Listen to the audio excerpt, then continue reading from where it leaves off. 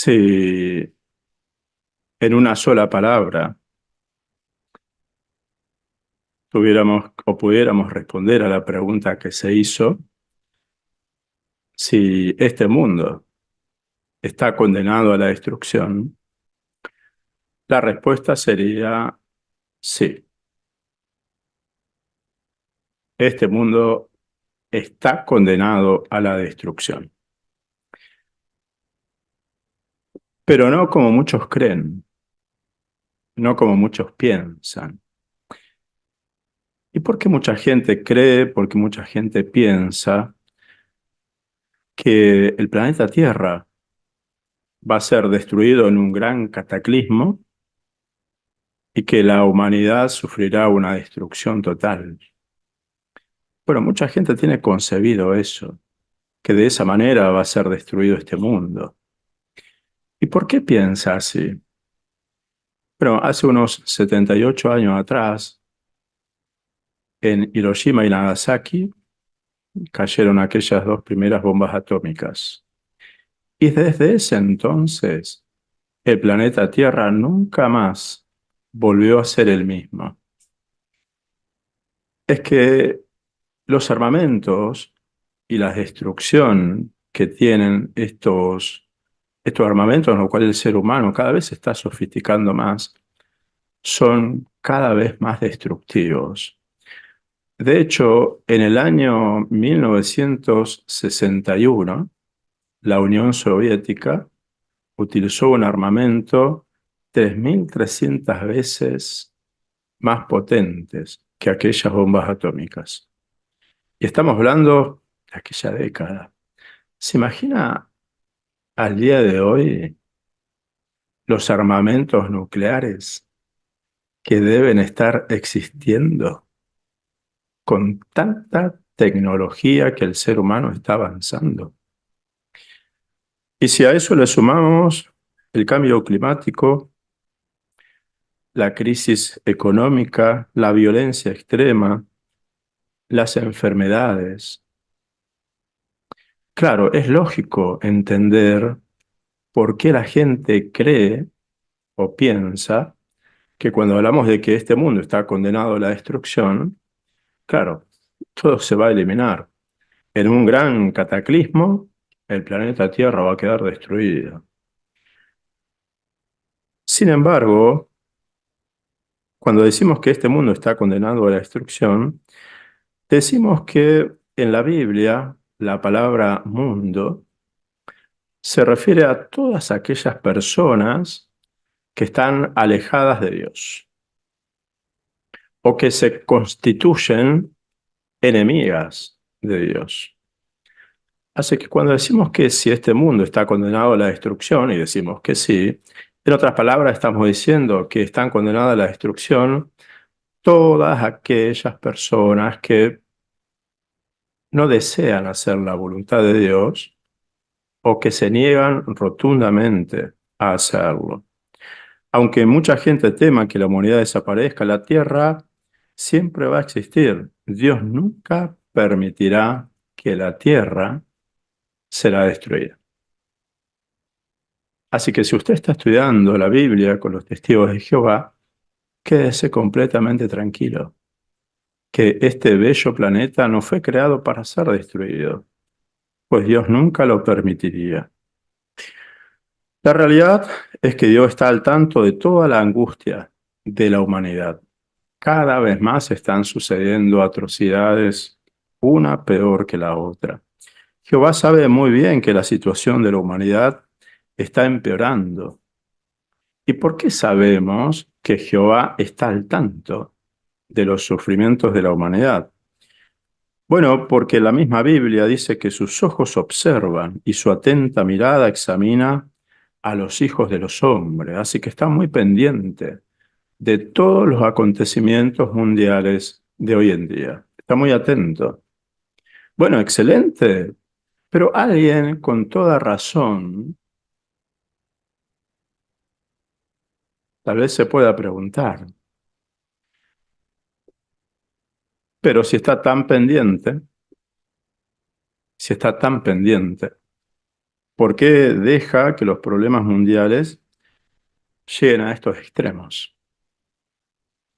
Bueno, para poder responder a esa pregunta tenemos que remontarnos al comienzo de la historia humana. En el jardín de Edén, Satanás puso en duda la forma de gobernar de Dios. En los comienzos de la historia humana surgió una cuestión, dijo la atalaya, que no podría solucionarse de forma fácil ni rápida. Surgió una cuestión que no podía solucionarse de forma rápida ni fácil. Jehová creó perfectos a los seres humanos, los puso en un jardín y además le otorgó un don que los iba a distinguir de todo otro animal, de todos los animales, de todos otros seres vivos, que es el libre albedrío. Así que ahora Adán y Eva tenían ante sí la decisión de obedecer y depender de Dios o desobedecer e independizarse de Dios. ¿Qué queremos decir con esto? Que Dios no creó a los seres humanos de forma autómata o que seamos autómatas. Claro, esta palabra por ahí nos hace pensar en robots, pero nosotros no estamos acostumbrados a manipular robots. Así que cuando hablamos de forma autómata, podríamos hacer referencia a esas viejas muñecas peponas que le decían, ¿lo recuerda? Que por allí tenían algún botoncito medio camuflado. Entonces las niñas apretaban el botón y la muñeca hablaba y decía, te quiero. Bueno, no con esa voz, ¿no? Pero bueno, eso es ser algo autómata, estar programado para hacer algo. Dios no nos programó así. Nos hizo de tal manera que le demostremos amor por voluntad propia y que le demostremos obediencia de corazón. De esa forma nos hizo. Así que Dios nos creó de esa forma esperando que seamos obedientes, en este caso Adán y Eva. Ellos recibieron una orden súper clara. Nos imaginamos a Jehová diciéndole a Adán y Eva, vengan, vengan por acá. ¿Ven todos estos árboles que están acá? ¿Ven todos estos? Y estos también. ¿Ven todos esos? De todos esos árboles, de todos esos frutos, de todos esos árboles, ustedes pueden comer hasta quedar completamente satisfechos. Pero miren, vengan un poquito más por acá. ¿Ven este árbol? Nos imaginamos a Dios, ¿no? Diciéndole eso a Adán y Eva. Miren, de este árbol ustedes no tienen que comer, porque en el día que coman de este árbol van a morir. Ellos eran perfectos y lo entendieron perfectamente. ¿Qué dice la Biblia que pasó a continuación? Dice que el diablo, Satanás, utilizó una serpiente para hablar con Eva. Así que con una pregunta, iba a decir un tanto, pero bastante sucia, se acerca y le dice, ¿es cierto que Dios dijo que no pueden comer de ningún árbol del jardín? Entonces Eva le responde diciendo, no, no, no, de todo árbol del jardín podemos comer, solamente que del árbol del conocimiento de lo bueno y lo malo, de ese no, porque vamos a morir. ¿Y qué le dice la serpiente? No van a morir, coman. ¿Saben por qué Dios le dijo eso? Porque Dios sabe que en el día que ustedes coman, van a ser como Dios y van a llegar a tener conocimiento de lo bueno y lo malo. Coman. Así que aquel árbol que estaba prohibido a sus ojos de repente, empezaron a verlo con otros ojos. Era digno de contemplar, dice la Biblia. Así que ella toma el fruto. La Biblia no dice si fue una manzana, una pera. No, no viene al caso tampoco. Dice que tomó el fruto y lo comió. Y después lo dio a su esposo. La realidad es que A continuación, el diablo llevó a cabo esta gran mentira. Y la realidad es que los testigos de Jehová, los cristianos, aborrecemos la mentira, porque entendemos de que la muerte, y no podemos dejar de pensar en nuestro hermano Daniel, la muerte está ligada estrechamente a la mentira. Así que cuando hablamos de la mentira, hablamos de la muerte directamente. Por eso es que la odiamos. El diablo contradijo a Dios y también insinuó que Adán y Eva no necesitaban a Jehová para decidir lo que era bueno y lo que era malo. De ese modo, dijo la atalaya, desafió a Dios y planteó una cuestión de trascendencia mundial. ¿Es legítima la soberanía de Jehová? En otras palabras, ¿tiene Dios el derecho de gobernar a la humanidad? Ahora bien, ¿cómo respondió Jehová ante semejante desafío?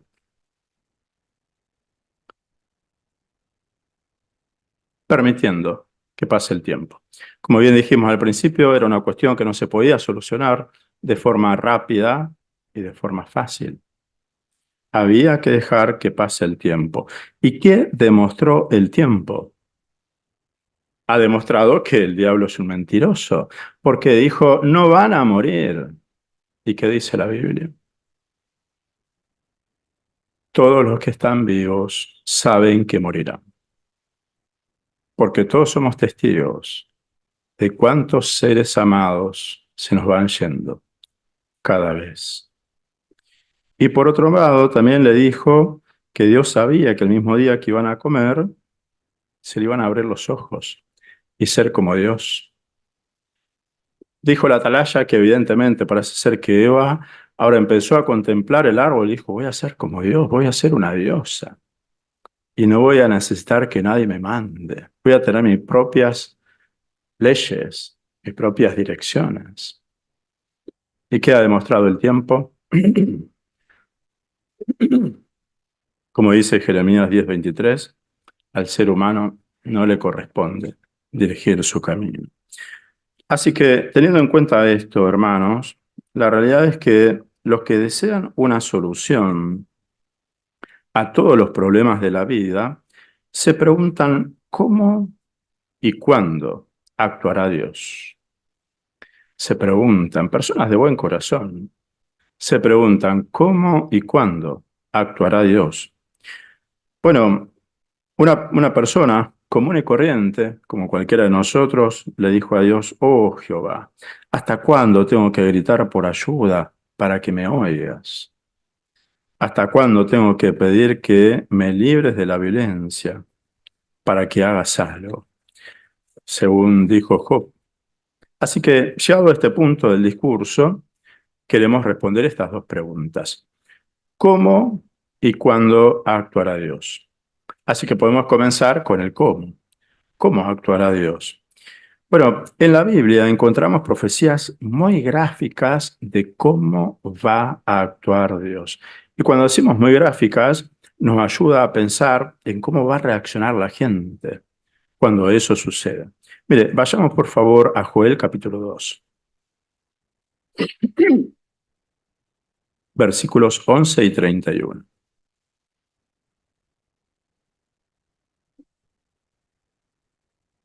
Joel capítulo 2, versículo 11 y 31 dice,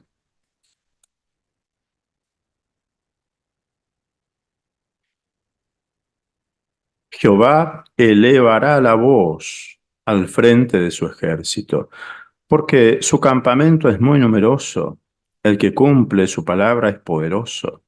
El día de Jehová es grande y terriblemente impresionante. ¿Quién puede resistirlo?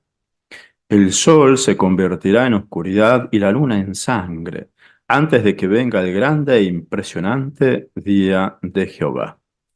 Puedo notar allí el versículo 11 al final, cuando dice que el día de Jehová es grande y terriblemente impresionante. Ya eso nos hace pensar de cómo será el gran día de Jehová cuando Dios actúe para dar destrucción a este mundo. El versículo 31 dice que el sol se convertirá en oscuridad y la luna en sangre. Y esto nos hace pensar, nos podemos detener aquí. ¿Se imagina un día totalmente soleado, despejado, hasta nos podemos imaginar un día de verano?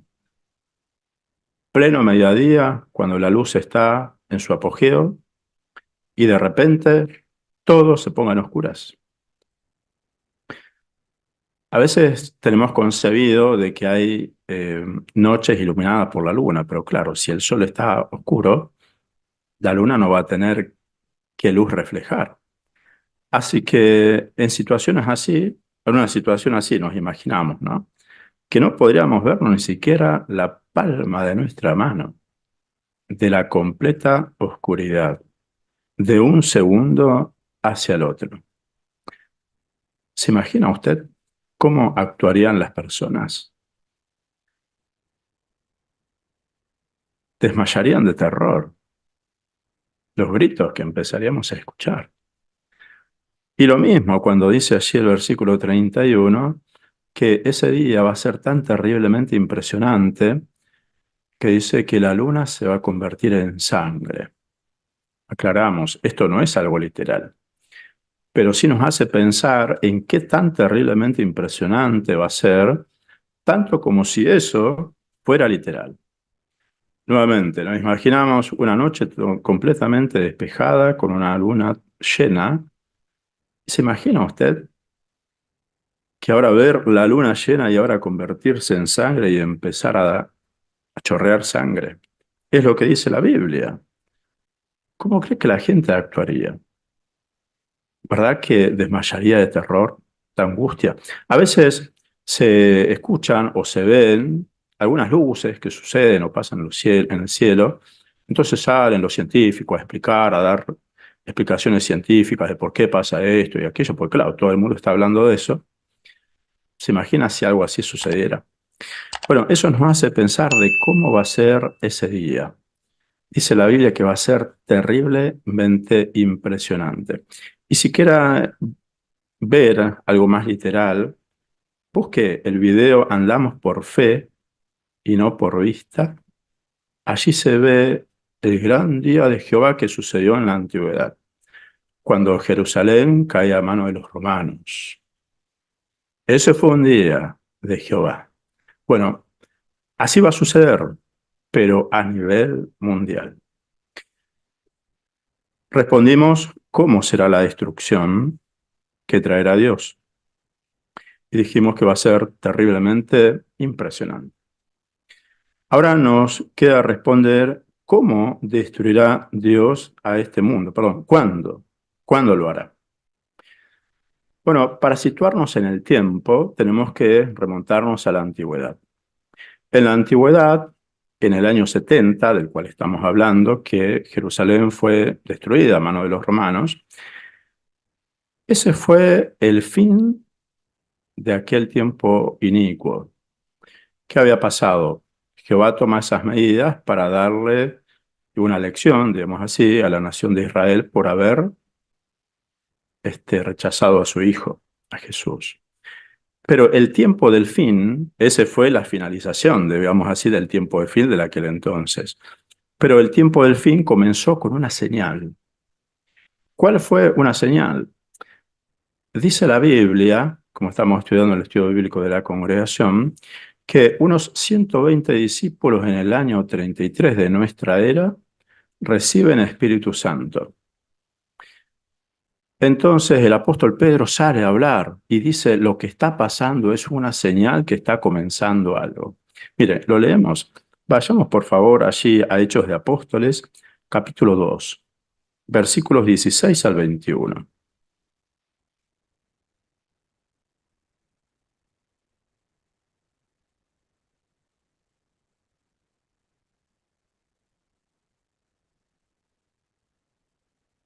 Allí dice,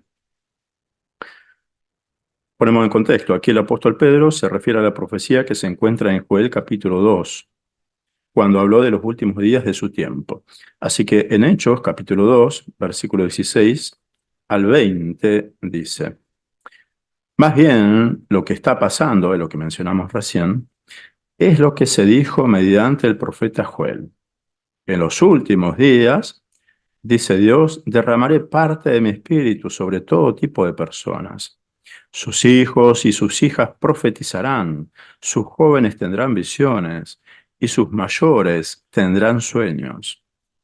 E incluso sobre mis esclavos y mis esclavas derramaré parte de mi espíritu en esos días, y ellos profetizarán. Haré cosas impresionantes arriba en el cielo y milagros abajo en la tierra. Habrá sangre y fuego y nubes de humo. El sol se convertirá en oscuridad y la luna en sangre antes de que venga el grande y glorioso día de Jehová. Bueno, nuevamente, aquí el apóstol Pablo, refiriéndose al comienzo del fin de los últimos días, se refería a esto. Eso era lo que estaba pasando. Claro, todos estaban escuchando, los judíos que venían de lugares distantes, estaban escuchando que se estaba predicando en su propio idioma. Entonces el apóstol Pedro sale a explicar qué era lo que estaba sucediendo. Bueno, habló cuando se estaban llevando a cabo los últimos días de su tiempo.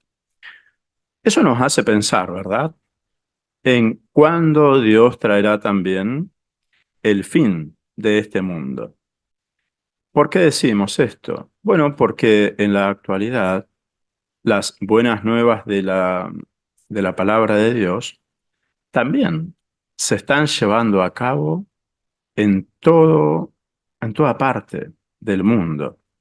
Y de hecho, eso nos ayuda a entender cómo es que en Mateo, capítulo 24, versículo 14, bien dice esto. Miren, vayamos por favor a la Biblia, allí en Mateo, capítulo 24,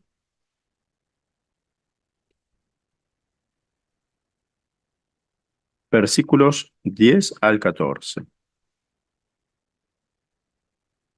Mateo capítulo 24, versículo 10 al 14 dice: